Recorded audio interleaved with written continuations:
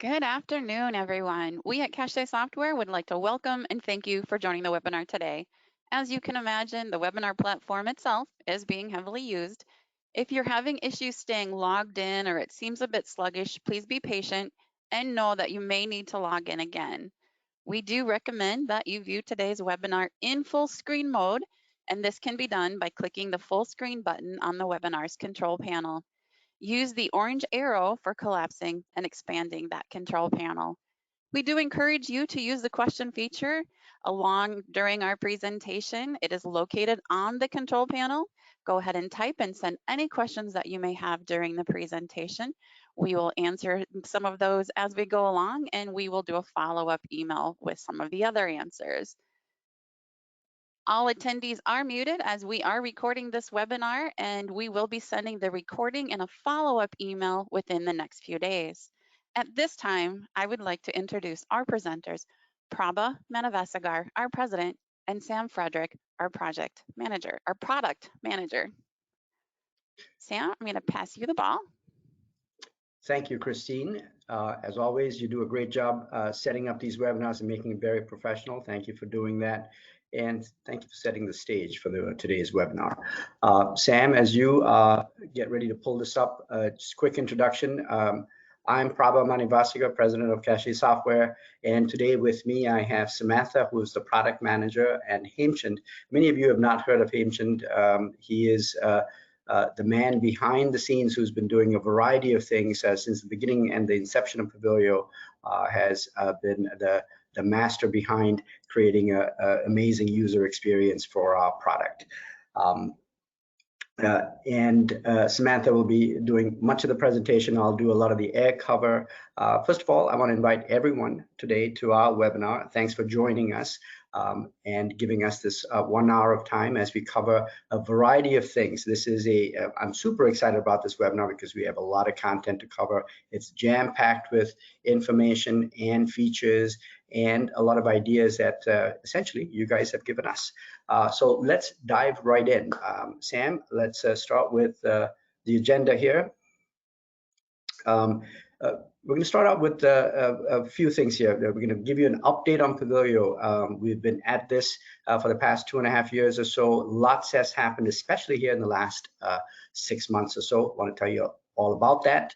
EVV is on top of mind for a lot of people. I want to give you an update on things that are happening in the EVV world, as well as share with you some news that we heard yesterday. By the way, there was a release that we dropped yesterday, which was a significant release. I'm super excited about it. We're going to cover a number of items that are in that release and talk you through it. The demo of the few new features, many really cool features. I can't say enough about how much the team has done to build out these features. I want to talk to you and share with you these new features, and Sam's going to cover that. And finally, we'll walk through a list of items that we're going to come up with over the course of the rest of the year. And by the way, you're going to get to vote on these items as well and give us some feedback so we can prioritize what comes out when. So let's start with Pavillio progress. So, 2023, big strides. A lot of things have been done. There's been, we have picked up some incredible velocity with the development team, and we're doing a lot more. And we have a very capable, strong team of 25 developers. And everything that we do is invested right back into the product, and it is definitely starting to show. Let's walk through and talk to you about that, give you some background here. Some of the things that that people may not know is we have over 375 agencies on Pavillio are still in the process of migrating. Some agencies are still on legacy because they are skilled, and skilled services are not available yet. They will be at the end of this year. So that's part of the reason not everyone's migrated. We have over 50,000 active clients in Pavillio and another 25,000 in Legacy and FMS, which is also part of our platforms. So we have a total of about 75,000 clients in the Cache platforms, and another 35 active employees and another 30 with Legacy and FMS. So we have about 65,000 active employees in the Cache platforms. I used to say we are approaching $1 billion. I just realized that we're over $1 billion in annual reimbursements, which is super exciting. And this is one of those things that, 5 years ago, I said, hey, you know what, we're about 500 million. And now here we are, 1.2 billion in annual reimbursements. When you think of the Minnesota Home and Community-Based Services budget, which is about little under $4 billion. Us having $1.2 billion going through our platforms is very humbling, and we recognize and appreciate all the customers who use our product to provide services here in Minnesota. And this is one of my most exciting updates is, if you remember in the past, I've said, hey, listen, we're trying to get first-time denials down to 2%. Then I said we're getting it down to 1%. And now I'm happy to report that we have first-time denials less than 1%, which is super exciting, which means more than 99% of claims that you send out are paid, which is huge, especially in the Medicaid industry, where 18% of claims are denied the first time, which is huge. When we talk about automation, when we talk about technology, it's not just sending claims out, it is about sending good, clean claims that get paid. And that has a huge impact all the way around for agencies and people who receive services, whether it's employees who get paid on time, et cetera, et cetera. So first time denial rates below 1% is super exciting. Talking about Pavillio progress, about 15 releases in 2023, 7 of them major releases. Keep going, Sam. We had 78 new features that we added. We have 100 bugs that we fixed. And now we work with lead agencies such as counties, and we've got some exciting things that we're working with counties on to help digitize social services, and it's super exciting. You'll start seeing some of that here in the next 6 months or so as counties start adopting some of the great tools that we have. And finally, we've now started investing in Illinois, Iowa, and Wisconsin, and that's part of our growth plan to be able to provide services to many more people within the social service system. Okay, many of you are aware that we provide personal care services, agencies that provide personal care services, 245D. Several of you are 245D license holders. And some of these things you may not know that we provide. Adult day is another area where we've done quite a bit of work. In substance use disorder, this is an area that was not something we did in the past. There is a huge need for this. There are a number of organizations that do a fabulous job with this, and we now support substance use disorder. Housing stabilization used to be not that prominent, but here in the last couple of years, we've got a number of housing stabilization customers, and they have grown rapidly. Employment services, several of you of the agencies on this call provide employment services. Case management, billing is another area. Day services, of course, is something that we're very passionate about, and we do that as well. And finally, we will be providing skill services, and we'll talk a little bit about that here in the next 20 or 40 minutes. Diving into EVV update, just some background here. We have over 55,000 active EVV users using both the legacy FMS platform as well as Pavillio, and that continues to grow on a daily basis.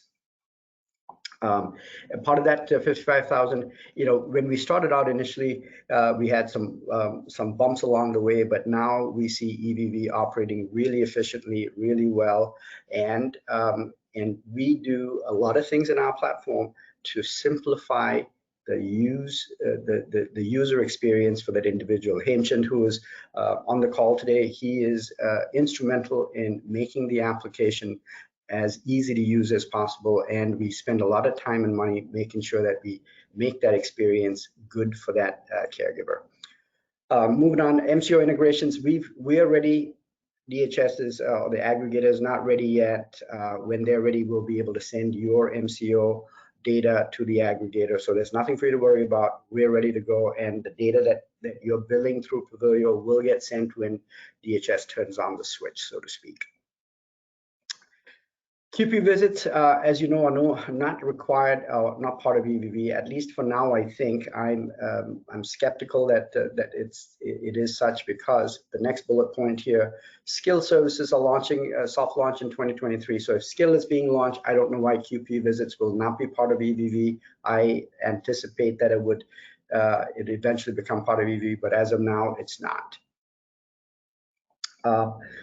I know that we've heard from several of you with challenges with the aggregator, especially we have a number of agencies that have multiple MPs that just did not get added into the aggregator and still haven't been added. And in fact, I had a conversation with one of my customers today, and she said, hey, after 2 months, I got a call or an email saying, hey, is this still an issue? And she, of course, said, of course, it's still an issue. I can only send for one MP, we still need the multiple MPs added. So our suggestion is, if you're having issues with the aggregator, which is HHA, please send an email to DHS 128, which is the DHS EVV email address, and they can expedite and help. They've been very good. Whenever we've had issues, we've gone and sent an email to the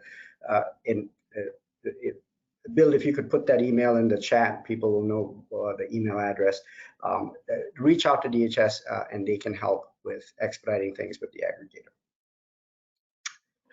And another thing that we did over the course of the last legislative session is we introduced legislation to level the playing field for EVV software vendors in Minnesota. And the reason we did that was HHA was receiving incoming requests for EVV from providers who didn't know what to do, and they were actively pushing their for-fee product. And we brought legislation in place to say that they must now inform those agencies that there is a free product, and also inform those agencies that there is an alternative to the HHA paid product. And DHS now will put up a website which will also include other EVV providers, because this is about choice, and agencies should have choice, just like we expect those receiving services to have choice. Agencies need to have choice, and we felt like it was some unfair business practices by HHA, so we used our ability to rally the legislative talent and to get this in place, so that starting, I think, in August, they are supposed to put up a website with all the software vendors so that people have a choice in their EVV provider. The other update for EVV, DHS yesterday released some information that I don't, if you're aware of it, great. If not, here's the update that we got from DHS. The first one is live-in caregivers. Sam? There we go. Live-in caregiver policy. Basically, what the update said is they don't have to clock in and clock out in real time, but they need to enter data on a daily basis, which is somewhat counterintuitive, defeats the purpose of the live-in caregiver exemption. So we are clarifying this with DHS, and when we know, we'll send out an email to all of you about what the actual policy is. If you're a live-in caregiver, we felt that you should not have to enter time on a daily basis. You can enter it at the end of the week, but that doesn't seem to be what DHS is saying. Second is the device policy. The preferred and primary method of capturing EVV information is the mobile app. And the mobile app is what we have invested a lot of time and money into and made it really, really good. So that's what DHS suggests as the best way to do it. And a secondary method we'll have in place is telephony, and we'll talk about that as well here. And we have some demo information related to telephony. And finally, DHS will reduce the geofence to 500 feet from 500 miles. 500 miles, again, didn't make a lot of sense, but that's what DHS started with. And CMS has essentially said, hey, that's a non-starter, go back and fix this. And so now DHS has reduced the geofence, or will reduce the geofence to 500. So that's the guidance that they're giving. Our systems will accommodate that. You as an agency can go in, and some agencies actually have it at 500 feet for their employees, so that you can adjust that to 500 feet. And when DHS does make this mandatory, we will adjust it for all agencies to 500 feet or better.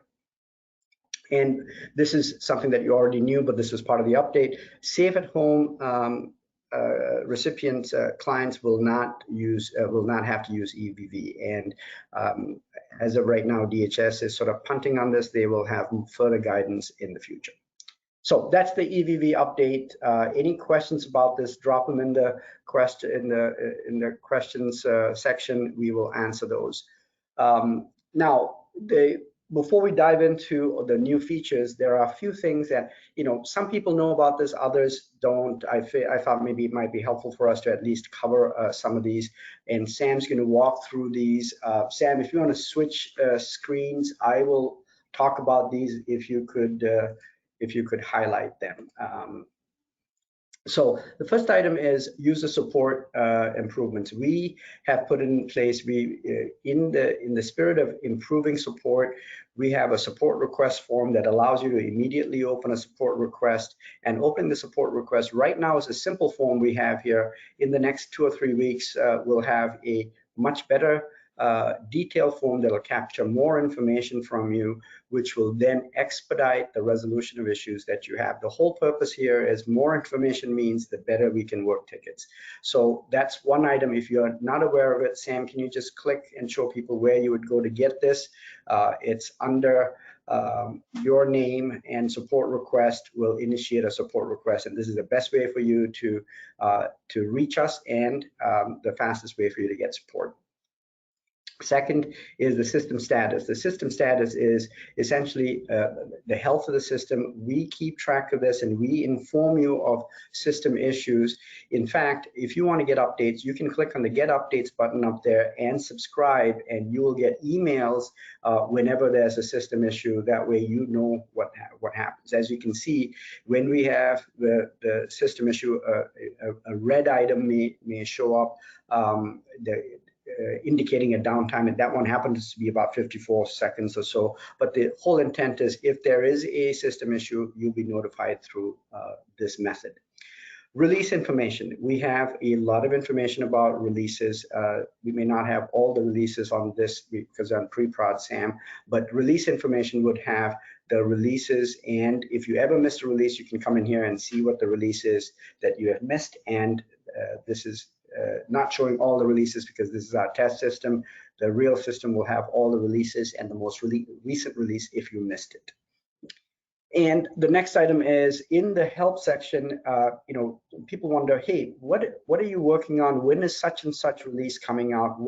Well, we have a section in here called Pavillio Progress, which gives you a number of different pieces of information. First of all, what is the next release and what's coming up in that next release.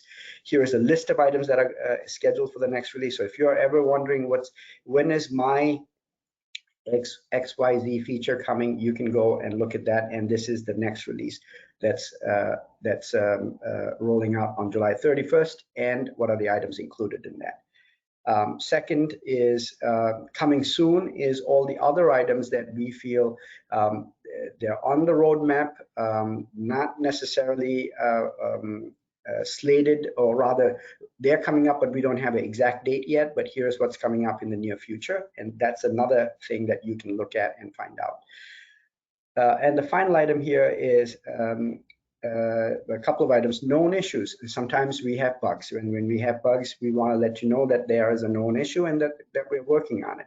And if ever you run into an issue and you say, hey, is this something that's common? Well, you can pop in here and you can see what are the known issues so that we keep you appraised. And known issues are things that we know that we need to work on, and whether it's a technical, whether it's a resource constraint, or maybe it's a known issue but it's not a big issue and it may not get addressed right away, but you will know that those are things being tracked and you can see them here. And the final item here is system and data configuration updates, which is, for example, OIG is one item here that we update.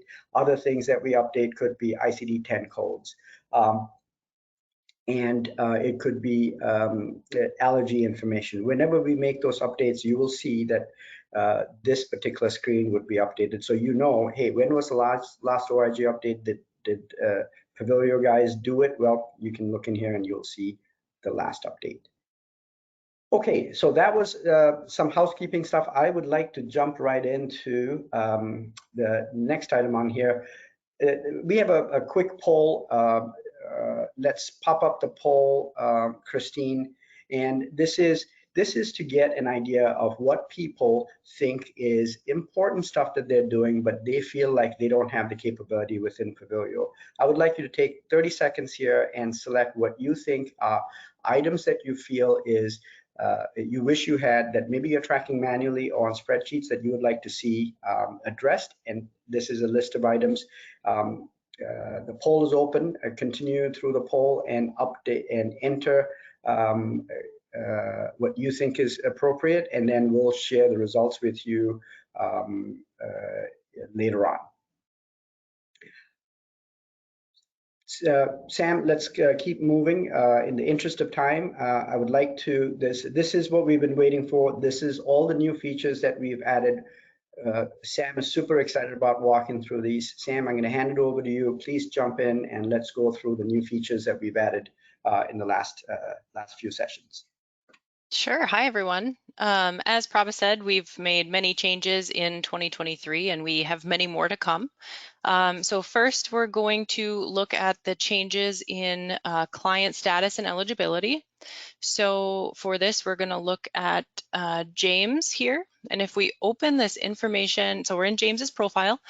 If we open the information icon by eligibility, we've added additional information here. So this will show all of the service information, the waiver information, copays, payer, all of this comes directly from DHS. Previously, we had only had in here what the service agreement was displaying for James, and we were grabbing that information and matching it directly. Now it pulls everything that comes from DHS, and you're going to see that here. So it's a lot more information than we had in there before. And just a reminder on the eligibility, it does run at the first of every month, every Sunday, and you can check it manually by clicking the 3 buttons here next to James's name and check eligibility, and that does check it in real time. The second update on this page is the service status. So in this case, James is partially ready. I'm going to click on the information icon there, and I'm going to see all of the care periods that James has and whether he has a service agreement, care delivery, and eligibility for each individual service line. So in this case, we can see that for crisis respite, he does not have a care delivery document, making him ineligible for that service. If a caregiver would try to clock in, they would have some difficulty with that. So we've added this for you to have more visibility into, as people are starting to do more of the real-time clock-ins, you know exactly what's missing for each service to make those clock-ins successful. Also with the client status, if we go back to the client list, we have the service status here, and you can filter by service status and see all that are not ready, partially ready, and you can address those all right from this main screen. So you don't have to look at them one by one, they're all right here for you. Second thing here is we do have, this is a highly requested feature, the ability to print care history. So we're going to pick on Halimo for this one, and we're going to go into the care history tab, and we have this new care history downloads here. So to access that, we're going to pick our service and pick some dates and search. So here I see that Halimo has 15 goal and outcome entries. And we have the goals and outcomes here, which this is also a new feature I know many of you had requested. Here we can see that there were 12 goal or outcome associated events, and of that he had 2 positive qualifiers. So we can see, he's at 16% towards his goal of 75. If we want to print out this information, we can download the report. And when you click on download the report, it will show up here that you need to go to the care history downloads, which is right up here at the top. And we're just going to look at today. And here we have the report that downloaded for him. So you can download it and view all of Halimo's care history. This is information that you can use for your care team meetings to share the progress and figure out the outcomes moving forward.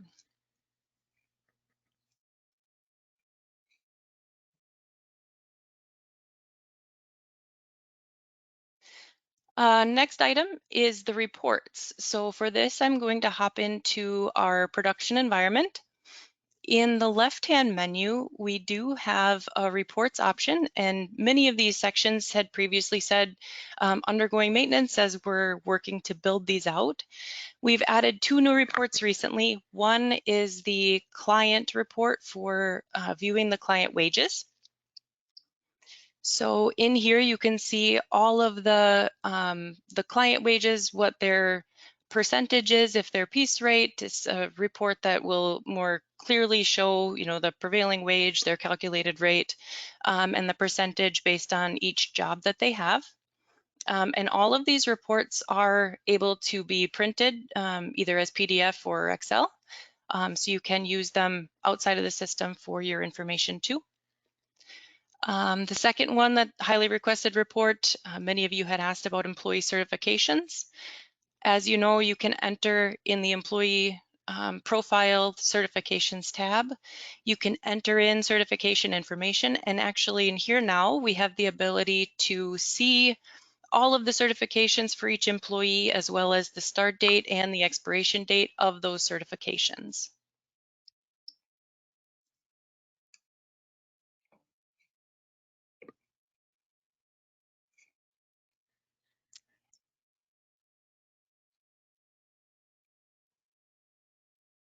It has presentation anxiety here, it looks like.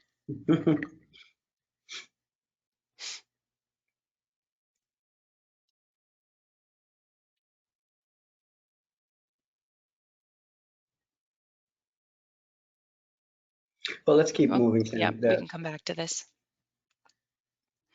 Okay, the next one is the approved visits. And this is one of the features that was released just yesterday, and we're very excited about the whole enhancement of the workflow for approved visits. There are many reasons why we made this change, but the first piece of this is the layout of the cards is different. In the incomplete tab here, let me just grab some dates in there. Well, Sam is pulling that up. This is a significant change that we made, mostly with a lot of feedback from clients. The biggest improvement here is the amount of time it takes for you to do approvals and the workflow in which approvals should happen. We've learned a lot from feedback from clients as to what really works, what doesn't work, what were some gaps in the system. One of the biggest things that people asked for was, hey, when I do approvals, I need to know about overtime, and knowing what overtime has a particular employee has meant that I know of several agencies that we produced a overtime report for. They would print that out, look at the overtime, and then go through the approval process. We felt the need to incorporate all of that into the approved visits user interface here, and that's what we've done. Now you have the ability to actually check overtime and approve and the work and without having to look at a separate report, and you can very quickly identify that, okay, here are 3 people who have overtime, the rest should be fine, I can approve it, whereas in the past you would have to go one by one. The second is the flow by which this happens, which is time cards that are incomplete. Those have to be fixed before the system can check for warnings. And then once you clear the warnings, then they become pending approvals. And that was kind of backwards previously, and those were the things that we fixed. Sam, sorry, I jumped in there. Go ahead and walk through the example that you have. Yeah, so in the incomplete card here, one of the changes is we now have this open visit status. So you can see visits that are actively running. All the other statuses are as they were before. But like Prabha said, all of the visits before they can be checked for the warnings now have to be completed.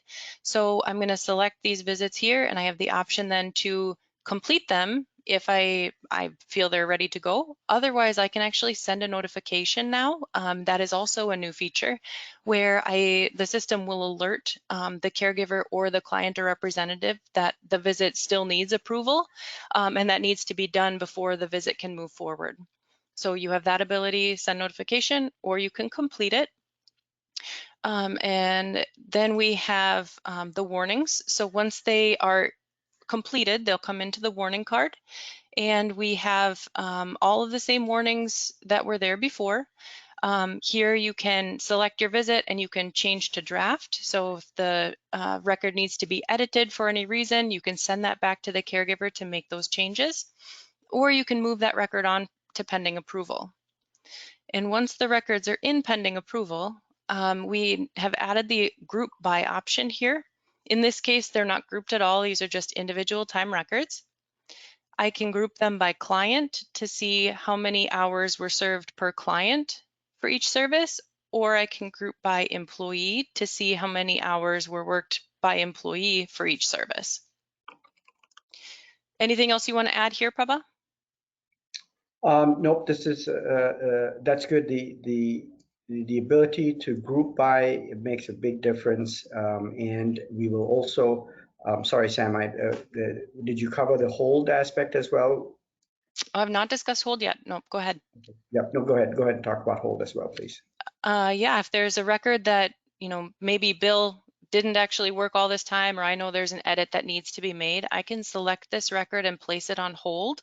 And it will actually go into this hold card here. So you can still select all other records and move forward with all of the rest, leaving that one on hold to be dealt with later. So just another thing we've done to simplify the process of finalizing all of the visits. So the other great thing, as Prabha said, with the overtime checking here, we have this payroll week box at the top. When I check payroll week, I'm going to select the payroll week that I'm looking at. So in this case, it's the 16th through the 22nd is the one we're going to view. Well,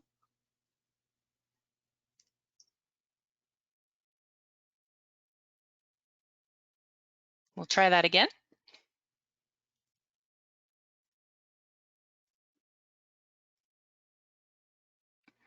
Okay, so in this case, I have one record in incomplete, one in warning, one pending approval. So I can move these along.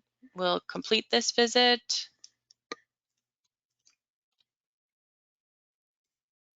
Then I've got the 2 in warnings, and we will move them to pending approval.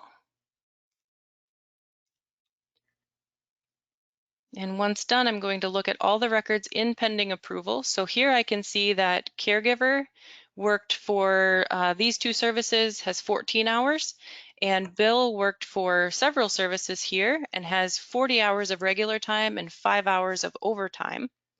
And I can open these lines and see how many hours were served on each day for each service. So we have the ability to, you can filter by the overtime and have all of your overtime up at the top and address all of those before you approve the rest of the time. Then you can simply select all and move them forward, or from here you can also place them on hold. So one of our recommendations is, with this big change that we've made, we encourage agencies to review the way that they do approvals and consider some of the features that we've added, and then maybe revise their processes to help improve the approval process such that they can save some time. This is a huge time saver, we believe, and we still have several enhancements coming for this. This is the first set of enhancements. We'll have more that you can that will help you. So keep. But actually, it's coming out at the end of this month, and we'll show you what those are here shortly as well. Yep. And all of these, like Prabha said too, they do come from all the conversations that we have with agencies. And so we definitely appreciate all of your feedback, and hearing kind of where your pain points are and how you do things really helps us, make the system in a way that makes it efficient for you. Sam, do you want to show them where the video is so that they can get a preview of it? Yeah, we have a video right here in the Approve Visit card. We've got it available just by clicking here. Otherwise, we do have it up in the help area as well. Yeah, we Okay. welcome your feedback on this. We really think this can be a game changer for approving, especially real-time visits. Unlike time sheet, here's the big difference, right? The time doing approvals like you did when it was 7 days of time and paper method had to be modified where the system actually does a lot of the thinking for you, and this is where the system is doing the thinking and helping you with the approvals versus just trying to replicate what we had on paper. So this is where, you know, a good technology implementation is can make a big change and big improvement, especially with larger organizations. Yep, and the overtime calculation, the regular hours and overtime, that does include the non-billable time as well. So just want to put that, it's not just the service time, the non-billables are in that too. Yeah, we put a lot of thought into this. There's several agencies that use the non-billable capability. For those of you who don't know, about the non-billable capability, you can have employees record time for training, for travel, etc. And you may pay them, but you may not be able to bill them, but you can have them recorded in the app, and then that can be included in their payroll. And what Sam's talking about is the system is smart enough to know that the non-billable time needs to be included in the week's hours so that you can calculate overtime. Yep. Moving on then to our next item, third-party payer invoicing. So we've made a couple of significant changes here. Previously, third-party, so time that's billed to counties or to FMS agencies or any payer outside of DHS or your MCOs, previously was coming into an export file, and then you could, you know, sum it all up and put it on a piece of paper to send to your payer. And now we have the ability to both view those entries on screen here, as well as print out an actual invoice for that time. So we will look here. I do have some records in here. So when the time is approved, just like all the others, it comes into claims management in Filled and Ready for time that goes to DHS or MCOs. The third-party payers are going to come into this invoicing tab in Filled or Ready as well. So the system checks for all of the validations that the records go through. And then if the record is ready, you'll select the record and post to the payer account. You do have the option to delete or change the essay, the same options as you have in claims management. Once the record is posted to the payer account, you can come into this generate invoice or the third-party payer invoices, and we are going to view the invoice that was generated here. And we'll click on this. So to generate the invoice, you just simply click generate invoice. I did this earlier today, so we would have this already. And we'll download this generated PDF. And here we see this is the agency, the payer, and these are all of the records for this period of time. So it shows any invoice or any service record that you're billing out to that payer on the line item level, as well as the invoice total at the bottom. This is a standard format.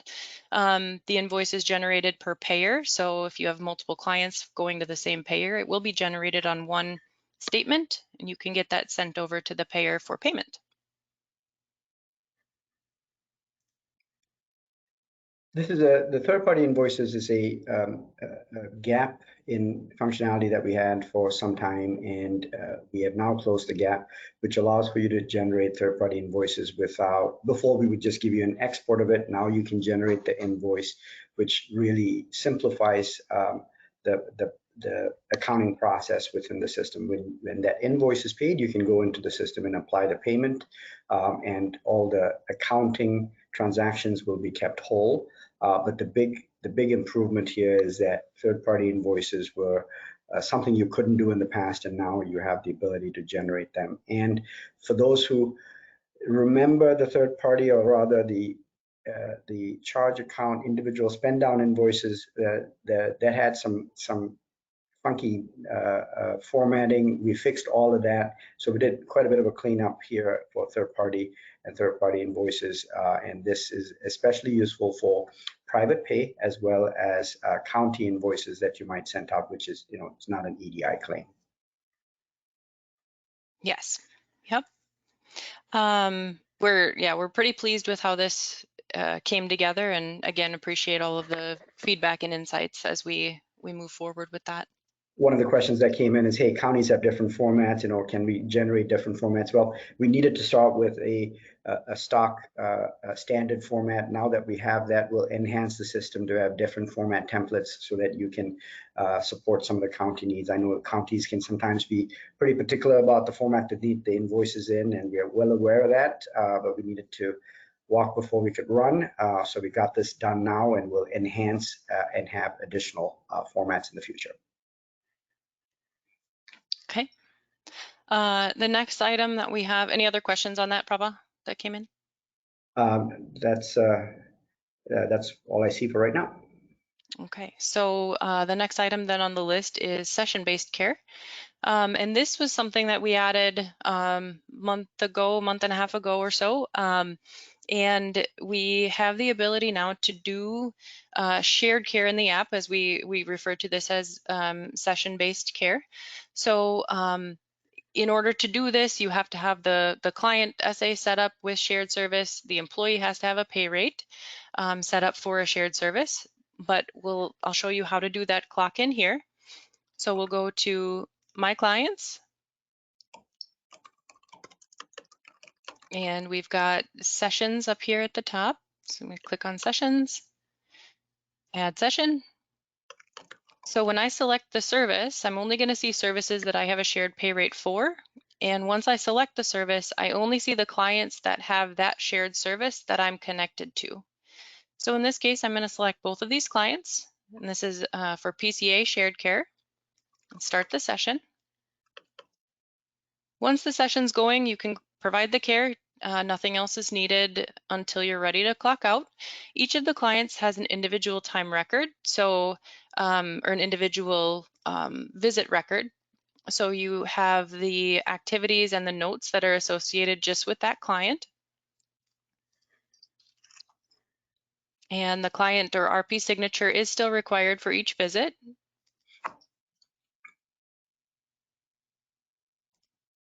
I'm just going to add the notes here. So session-based care or shared care, this has been a request from several customers for a while, and we had the option to do a stopgap solution or a quick and dirty version, and we chose not to.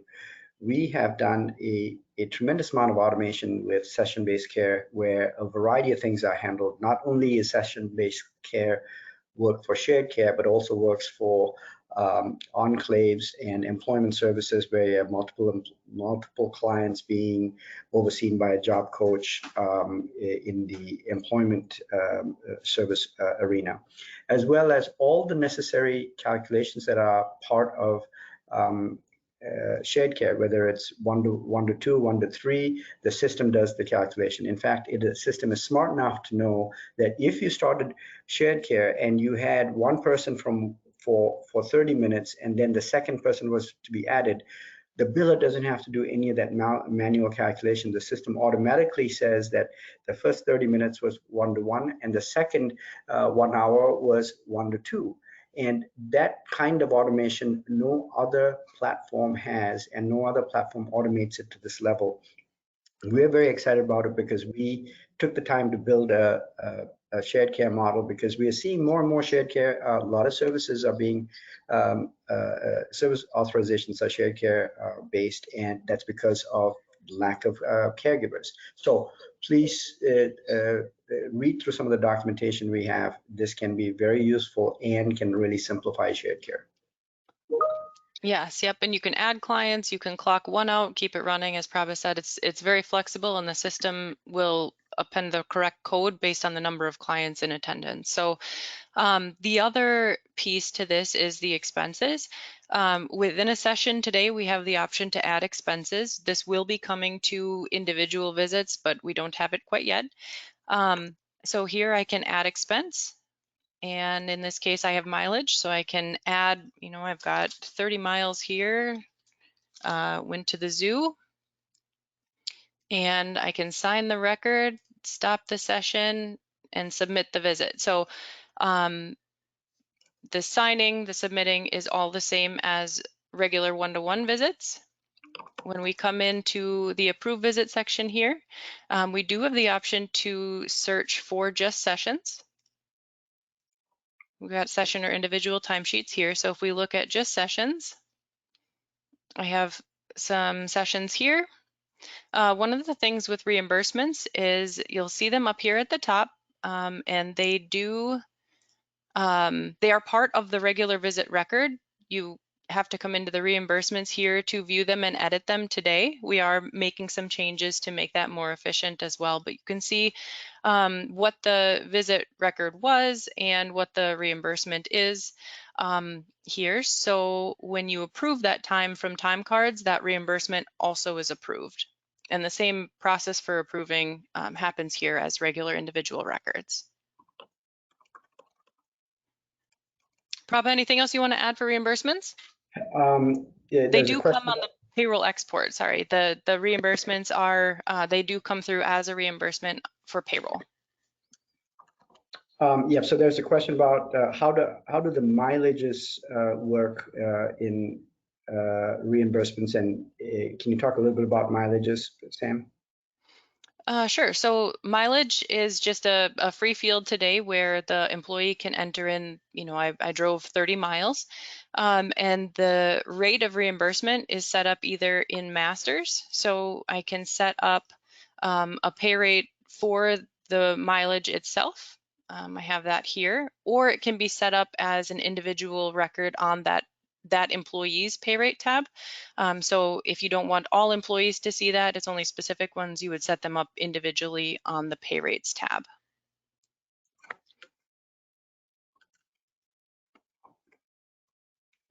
Okay.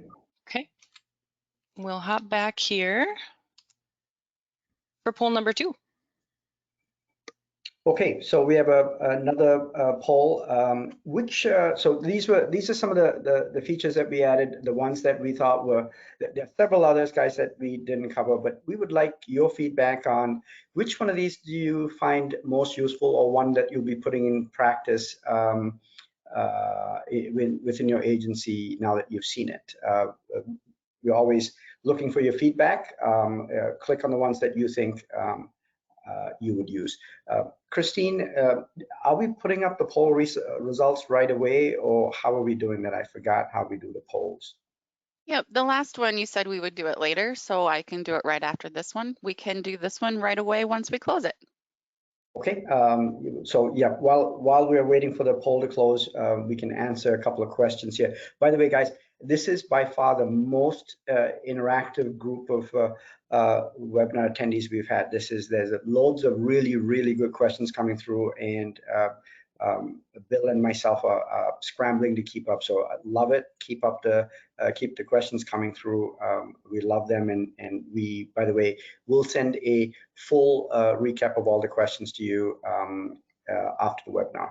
So here's what we saw. Let's take a look. Wow, new approval process. Love it. I'm glad that you guys like the new approval process. We're going to share more about that here shortly. Yes, that is going to be such a huge benefit to you guys. I'm super excited. Sam and Haimchand worked super hard on this, and glad to see that you guys like it. Shared care is another one. Shared care, shared care, there aren't many people who use it, but there aren't many clients who have it. But as I said, more and more shared care services are being authorized, which means that it's going to happen. And we believe we have a very good way to handle shared care. HHA's app can't handle shared care. Maybe they can now, but I don't think they can handle shared care anywhere close to how we can handle it. And we'll continue to have more enhancements throughout the process. Well, fabulous. Let's keep moving. Let's. Would you like to see the other poll results, Prabha, from our Yeah, first let's poll? actually pop up the other poll results. Sorry about that, guys. I messed up. I Yeah, didn't show you the poll there results. you go. Excellent. What do you have that is manual that you want to see automated? Client intake paperwork. Okay, very good. Just so that you're aware, there are a number of things that happen in client intake that you can automate. That we will maybe what we'll do is we'll do another webinar on this because there is a lot that we can do. Payroll computation. Boy, you know what I'm surprised by is there are a number of agencies that don't use our payroll computation, and they take the hours and compute it outside. Guys, there is just so much automation already built in. Would love to show you how that's done. Shoot us an email to the support desk and we'll show you how you can maximize the payroll capabilities within the system. I'm glad you like mileage and accounts receivable. We'll talk more about that mileage and expense reimbursements. We're going to make it better where you can actually, in future, you'll be able to say, okay, I drove from point A to point B. It'll automatically calculate the miles you traveled. I don't have that yet, but we will have that in the future. Okay, great. Let's keep moving. I knew this was going to be jam-packed today. Sam, let's keep going down the list of things that we have. So those are the new features. What's coming next? Lots of good stuff. There are a few things here where we have screenshots where we can show you, others we don't. We'll show you something about how to enhance. There's some enhancements in the approved visits. A lot of you have asked about utilization information on the app so that the RP can see it. Agency Financial will show you a little bit about that. So all this is coming out on 7/31. And the month after, we'll have 2 releases. I didn't break the releases up, but listen to this. We are automating background checks. This is super exciting. No one else is doing this. No one else has figured out how to do it. You'll be able to do background checks where you initiate backgrounds on our system within Pavillio, and we will talk to NetStudy and initiate and bring back background status. It's super exciting. Alert me notifications, we'll show you what that is. Offline mode for the app, that's another feature which will, if you have the app and you don't have good signal, or you're in a place that you don't have signal, you can still use the app. Telephony, which is IVR-based system where you can actually log in and use the phone to clock EVV. That's already in pilot right now. We'll show you that. EMAR is another thing that's coming, which is med administration records. We have that in Legacy. We don't have it in Pavillio. Configurable client overrides. My God, I don't know how many people have asked for this. That's coming in September. Ability to send out emails and faxes. Skilled services. Everyone who's on Legacy that have skilled services that need to migrate over will have skilled services in September timeframe, September-October timeframe. Agency inbox. Chelsea, you asked about this. This is the bringing of service agreements over. We'll have that soon. As you can see, it's probably slated for September timeframe. And then beyond that, group homes need differential pay. We found a way to do that pretty easily. We're going to do that. And then training. I think we can provide training modules within Pavillio. We're investigating what that looks like. And if we can, then we're going to add some training and we're going to make that available so that you can conduct training and employees can do the training online and then sign off on it. And you can keep track of their training within Pavillio. Finally, signature workflow. We don't want to just do a simple signature. We want to do it right. It's taking us longer, but then you'll be able to send out documents to clients and employees to have documents signed and brought back, and want to make sure we do that correctly. So that's coming as well. Let's walk through these. The advanced utilization information. Essentially, you can go in and as an RP, you can look to see on the left is a service agreement. On the right is the information that pertains to consumed hours as well as estimated consumed hours. So estimated versus actual that's something that we didn't have before. We're going to have this here pretty soon so that you have estimated consumed hours as opposed to just actual hours. So that's one item that's coming. Next one, approved visits enhancements. I know I have some very eager customers who are waiting for this. The ability to view the hours on a week-by-week basis that looks like a timesheet. So you can look at this and say what service on what day was performed so that you can look at this and quickly approve. Again, another enhancement for approving visits. We call this the time card view, and this is coming on the 31st, so in another week or so. Next item, agency financials. We rolled out agency financials and we realized we had a bug, so we had to unwind it. But ultimately, agency financials will show you what is your revenue summary by what's unbilled, what's billed and not paid, how much cash you've received, and what you may have written off. And all of that ultimately sums up to your revenue. And you can see that by UMPI number and by payer or by service line. Next item, agency financial receivables. All agencies have receivables. Tracking receivables is an important thing. We have different reports, but we wanted to give you a much easier, quick view that showed you what receivables were like. And then the two buttons you see at the bottom, view unbilled and view billed.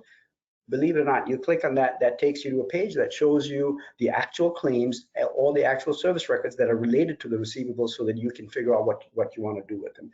We think this is a really cool feature, but we had a bug in it, so we are working on that. Hopefully we'll have it fixed by the end of this month.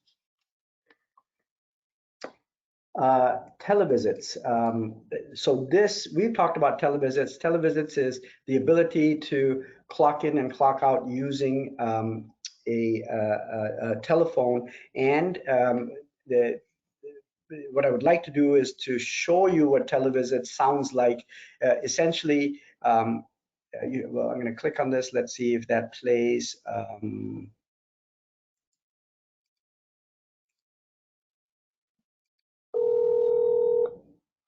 Hello, please enter your passcode to begin your service. Thanks for entering your passcode. Please press any key to begin a service for a client. There are two services for Bill Thamala. Press 1 for Mr. X service. Press 2 for personal care. You have started a visit for Bill at 2:40 a.m. for personal care. When your service has been completed, please call back to end your visit. Goodbye.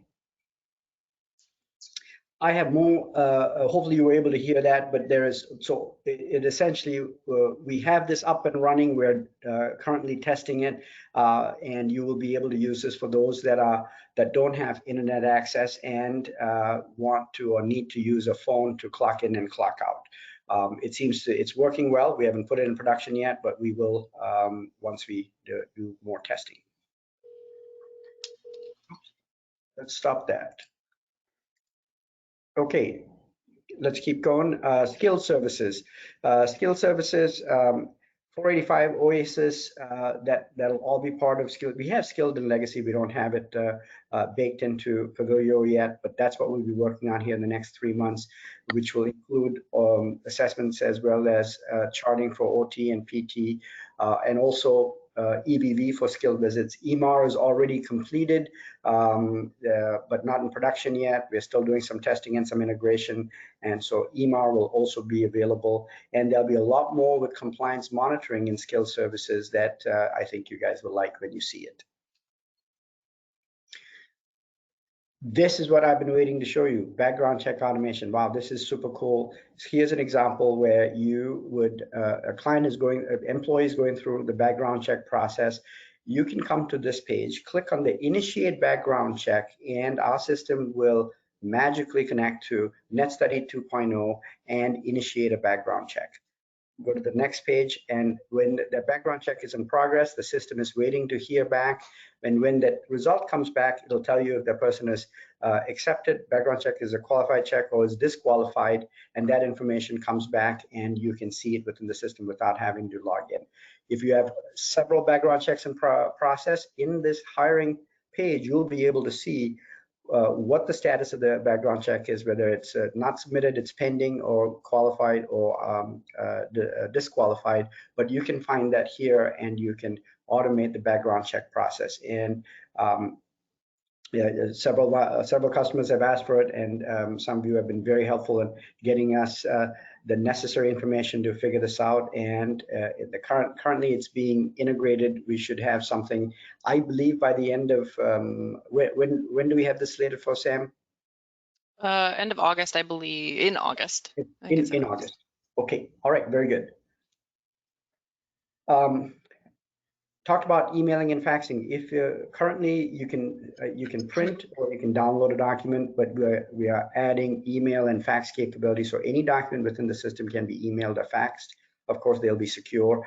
That is being worked on. That's another new feature that we are working on to enhance the experience and simplify the workflow, so you don't have to download the document to send it out. Okay.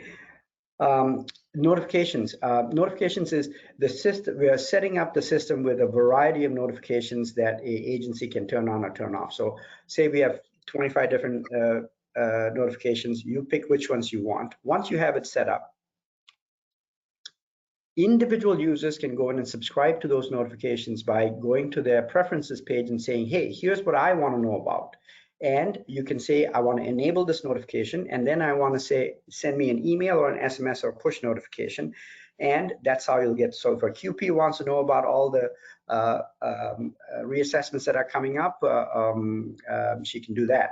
Or if you want to know about billing errors that denials or billing files that didn't go out, you can know about that. And we'll have a variety of them, but the beauty of it is we set up the notifications, the users can subscribe to it and pick the ones that they want.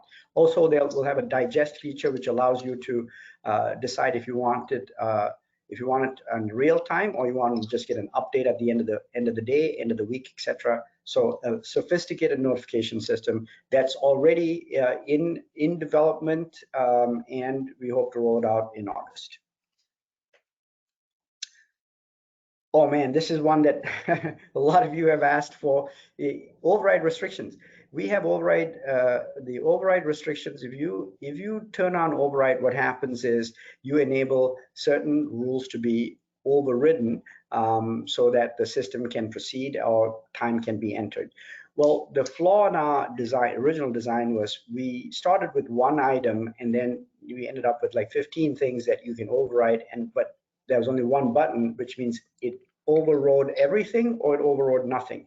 Now we have configurable overrides so that you can decide, hey, I just want to override eligibility, or I just want to override the units, and you can set that up client by client, and the system is smart enough to only override the things that you allow to override. All the other protection is still in place. So a big one. Took a lot to get this figured out and implemented, but we're very close to implementing this. This is particularly helpful for your sales or private pay folks with no eligibility through MA, but still you want to have other protections in place. Okay. Very quickly, feedback from you. What do you think is stuff that you like? What were the features you like? Give us your vote. Is it the faxing and emailing? Is it the inbox? Is it skill services? Let us know what you like. And in the interest of time, Christine, Sam, let's keep moving. I apologize, we are over. We have just a couple more slides and would like to wrap up. Well, talking about wrapping up. In closing, oh, you have the vote. Look at that. Emailing and faxing is more important. Got it. Client override feature, that's more important. That's also very, Sam, I think what we will do is then reprioritize and move these up because I think people have spoken. Yes, I think so. Thank you, everyone. Thanks, everyone, for the feedback. All right. In closing, you know what? When I say easy is hard, making things easy is difficult to do. But we spend a lot of time, Hemchand especially spends a lot of time thinking about how do I make things easy? And that is not just simply throwing up features, but how do we make it user-friendly? And so we continue to work on that. We are constantly on a mission to eliminate spreadsheets. We don't like spreadsheets. We want you to get rid of spreadsheets. So wherever possible, send us your request. Say, I have a spreadsheet XYZ. How do I get rid of this? That's a great way for you to start a conversation with the support desk. And we want to help you get rid of spreadsheets so you don't keep information outside of the system. You know, a lot of systems out there, they're essentially an electronic version of the paper filing cabinet that you may have or you've had in the past. That's not what we are. We're really think about how do you get Pavillio to think on your behalf and do things for you and automate, and that's a much harder thing to do, and we work hard at doing that. And number of things are quality of life enhancements. How do we make things easier? How do we make it better for you? There are a number of things that I still want to do we haven't done yet, but the whole idea is with now we are at a point where we are thinking of quality of life items versus the critical components about billing or payroll that we needed to get done in the past. So quality of life is now higher up on the list.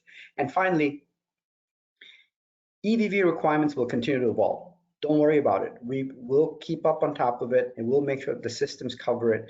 Before HHA can get their stuff together, we will always have our stuff ready so that you're well prepared. So you're in good hands when it comes to EVV, and we'll stay on top of it. And finally, your input is extremely, extremely valuable. Keep sending it to us. Whenever we don't do something that you ask us, it's not because we don't want to, it's because there are things that are probably more important that need to get done sooner, and therefore we try to get them done. All the requests go into a list and we continue to work them. So don't feel like we're not doing things. It's just that we have 784 items and we're trying to get as many done as possible.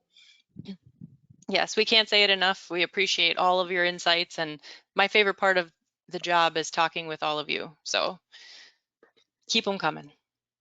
And finally, the Pavillio promise. You know what? We build a system so that it can be flexible, and we are always trying to find ways to make it work for you. While the system has certain controls in place, we are also trying to provide flexibility that still keeps you compliant and gets you paid on time and gets payroll out on time and gets claims out on time.